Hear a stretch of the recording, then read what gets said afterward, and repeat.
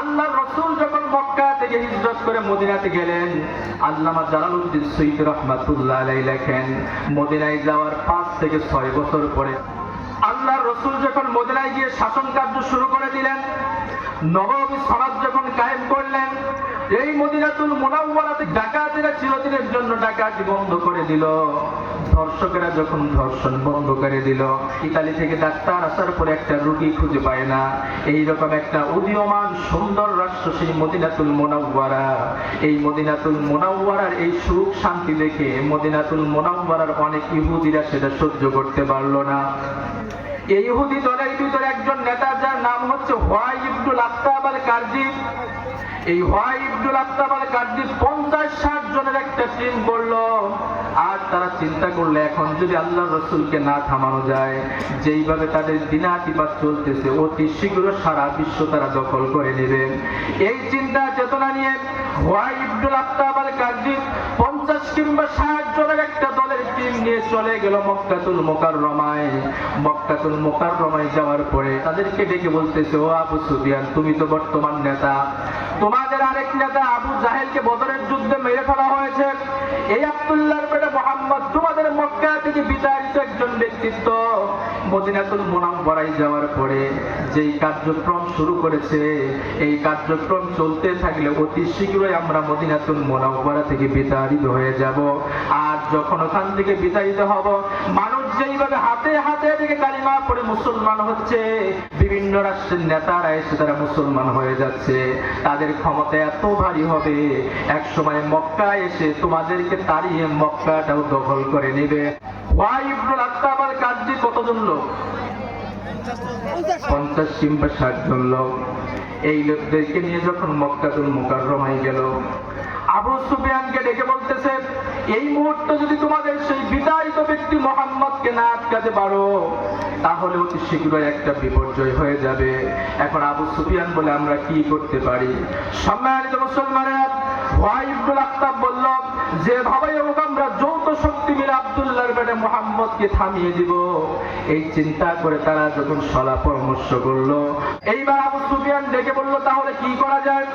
Why ইবনুল আখতাব বলল, আমাদের মদিনাতুল মুনাওয়ারায় মানুষের রিজিক আর জীবিকার একমাত্র মাধ্যম হচ্ছে খেজুর। এই খেজুরের কাজ কেউ করে, আবার যারা খেজুরের মালিক, এই খেজুরগুলো বিভিন্ন দেশে বিনিয়োগ করার মাধ্যমে তারা তাদের অর্থ উপার্জন করে। এই 1 বছরের ইনকাম তারা এই সিজনটাতেই করে। এই সিজনের সময় তারা সবাই কাজের ভিতরে ব্যস্ত থাকে। আল্লাহ নবীকে প্রোটেক্ট দেওয়ার মতো সাহাবী কিরাম তেমন কাউকে পাওয়া যাবে না। এমত অবস্থায় তোমরা যদি অতর্কিত ভাবে মক্কা থেকে তোমরা হামলা করো, আমরা তোমাদেরকে পিছন থেকে সহযোগিতা করব। আমাদের সহযোগিতা তোমাদের হামলা যদি একত্রিত হয়, আশা করা যায় আব্দুল্লাহর বেটা মুহাম্মদ দুনিয়াতে আর থাকতে পারবে না। এইরকম পরামর্শ করে তারা যখন মক্কাতুল মুকাররমা আর মদিনাতুল মুনাওয়ারার একটা বর্ডারবর্তী জায়গা, তার নাম হচ্ছে সানিয়াতুল বিদা, এই সানিয়াতুল বিদা নামক জায়গায় যখন এসেছেন, আল্লাহ পাক আর সহ্য করতে পারলেন না। আল্লাহ রাসূল মসজিদে নববীতে বসে সাহাবী কিরামকে নিয়ে কাজের যখন পরামর্শ করতেছিলেন, এমন সময় আল্লাহ পাক জানায়া দিলেন, ও জিবরাইল, তুমি যাও, আমার রাসূলকে দুনিয়া থেকে বিদায় করার জন্য গোপন ষড়যন্ত্র করতেছে তারা। আমি আমার রাসূলকে সর্বাধিক ভালোবাসি, আমার রাসূলকে আমি ওয়াদা করেছি, আল্লাহু ইয়াসিমুকা মিনান নাস।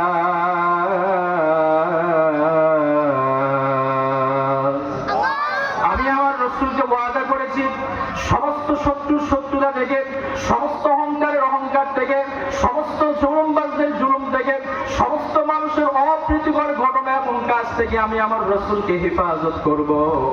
এই জন্য আমার রাসূলের গায়ে সামান্য একটা আঘাত করবে, এটা আমি সহ্য করতে পারবো না।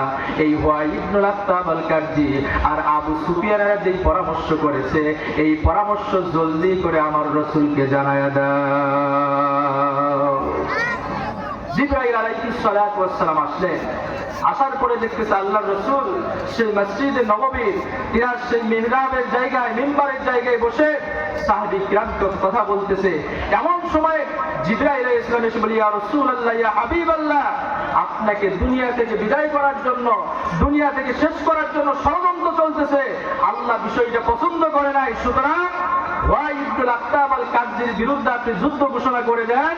আর এই ওয়াই ইবনুল আখতাব আল কারজি মদিনাতে থাকতে পারবে না, তার বিরুদ্ধে আপনি প্রকাশ্য যুদ্ধের ঘোষণা দিয়ে দেন। জোরে বলেন সুবহানাল্লাহ। আল্লাহর রাসূলকে জানায় দেওয়া হলো আপনি প্রকাশ্য যুদ্ধের ঘোষণা দিয়ে দেন। এইবার আল্লাহর রাসূলকে যখন বলা হলো আপনি এর যথাযথ একটা বিহিত করে দেন, এমন সময়ে আল্লাহর রাসূল মেম্বার থেকে দাঁড়ায় গেলেন। দাঁড়ায় দেখতেছে আমার সাহাবীরা ওয়াই ইবনুল আখতাব মক্কাতে গিয়ে এই পরামর্শ শুরু করেছে, সুতরাং আল্লাহর পক্ষ থেকে বিধান হলো তাদের বিরুদ্ধে যুদ্ধ করতে হবে। এর কিছুদিন আগেই সাহাবী কিরাম একটা যুদ্ধ থেকে এসেছে, অনেকের গায়ে এখনো ঘাস শুকাই নাই, অনেকের গায়ে আঘাত লেগেছে, সেই দাগটা এখনো ঠিক হয় নাই। অনেক সাহাবী কিরাম মাথা নিচু করে দিলেন যে ব্যাপারটা কি, আল্লাহর রাসূল এভাবে তো বলেন না, হঠাৎ এভাবে বলার কারণটা কি? এমন সময় একজন সাহাবী যিনি আমিরুল মুমিনিন হযরত ওমর রাদিয়াল্লাহু তাআলা গেলেন। দাঁড়ায় গিয়ে রাখতেছি ইয়া রাসূলুল্লাহ, ইয়া হাবিবাল্লাহ, বিয়াদবি মাফ করবেন, এই কয়েকদিন আগেই তো আমরা একটা যুদ্ধ থেকে আসলাম, অনেকের গায়ে থেকে এখনো ক্ষত মিশে নাই, অনেকের এখনো আঘাতের চিহ্নটা মিশে নাই, এই সময় আমরা জিহাদের ময়দানে কেমনে যাবো ইয়া রাসূলুল্লাহ? এই কথা বলার সঙ্গে সঙ্গে আল্লাহ রাসূলের সমস্ত শরীর লাল হয়ে গেছে, আল্লাহ রাসূলের ঠোঁটগুলো কাঁপা শুরু হয়ে গেছে, আল্লাহ রাসূল চক্ষুটা বন্ধ করে দিয়েছে। চক্ষুটা বন্ধ করার সঙ্গে সঙ্গে জিবরাইল আলাইহিস সালাতু ওয়াস সালাম এসে বলতেছে ইয়া রাসূলুল্লাহ, ইয়া হাবিবাল্লাহ, আপনি কি বলবেন? নিজস্ব কোনো কথা বলেন না। ওমা ইয়ানতিকু আনিল হাওয়া ইন হুয়া ইল্লা ওয়াহয়ুন ইউহা, আপনি তো ওহী ছাড়া কোনো কথা বলেন না। ইয়া রাসূলুল্লাহ, এই সাহাবীদের গ্রামের সামনে আপনি চোখ খুলেন আর বলিষ্ঠ ভাষায় বলে দেন লাকাদ কানা লাকুম ফি রাসূলিল্লাহি উসওয়াতুন হাসানাহ। জোরে বলেন সুবহানাল্লাহ। আল্লাহ রাসূল সাল্লাল্লাহু আলাইহি ওয়াসাল্লামের সামনে যখন এই আয়াতটা নাযিল হয়ে গেল, সাহাবী কিরামকে ডাক দিয়ে বললে সাহাবীরা, তোমাদের গায়ের ক্ষত মিশে নাই সেটা আমি জানি, তোমাদের গায়ের ভিতরে আঘাতের চিহ্ন আছে সেটাও আমি জানি, কিন্তু উদীয়মান এই রাষ্ট্রকে ধ্বংস করার জন্য, আমাকে দুনিয়া থেকে বিদায় করার জন্য যারা এই ফন্দি তৈরি করেছে, আল্লাহর পক্ষ থেকে বিধান হচ্ছে এই মুহূর্তে তাদের বিরুদ্ধে যুদ্ধ করতে হবে। জুড়ে বলেন সুবহানাল্লাহ।